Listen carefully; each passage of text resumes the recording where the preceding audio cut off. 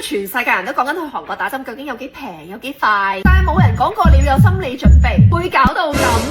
李生，我嘅例子係唔代表全部人嘅，但我自己覺得啊，去開香港美容院嘅女仔呢，係比較難接受佢哋嗰種流水式嘅運作。如果你唔係好了解自己面部情況或者嗰個項目嘅價錢啊、作用等等呢，我覺得好大機會會瀨嘢。同埋我當下都冇覺得有啲咩服務可言嘅話呢，都唔好講話術後 expect 佢有啲咩跟進嘅服務。流水式嗰啲除咗平之外，我真係諗唔到其他優點。但係好啲嗰啲呢，又同香港差唔多價錢。我皮膚好薄，微絲血管又多，係一個好好考醫生手勢嘅考材嚟嘅。我香港醫生隻手呢，係勁穩勁定，逐下係挑皮打嘅。而家真係好難揾到 surgeon 去打針。我哋 plastic surgeon 咧，係隻手真係好頂啲嘢。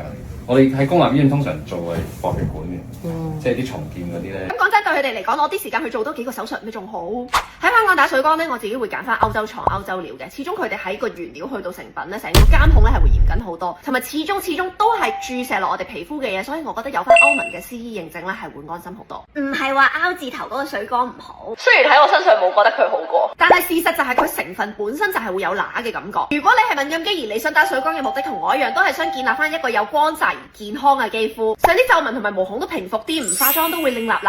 我個人經驗都會建議你打 Perel 呢隻水光咧，因為佢唔係瘋狂落廣告，所以唔係好多人識佢，都唔係度度有得打。佢令到我哋皮膚靚嘅原理都係用翻水光家族嘅主要成分 TN， 係一種可以喺三文魚入邊揾到嘅生物基因。但係 Perel 間廠咧係有一個佢哋先有嘅一個醫藥級嘅精煉技術，可以精煉到 DNA 更高濃度嘅 HPN。總之佢就係更加純正、更加高效，修復得更加快，見到嘅效果咧係明顯好多嘅。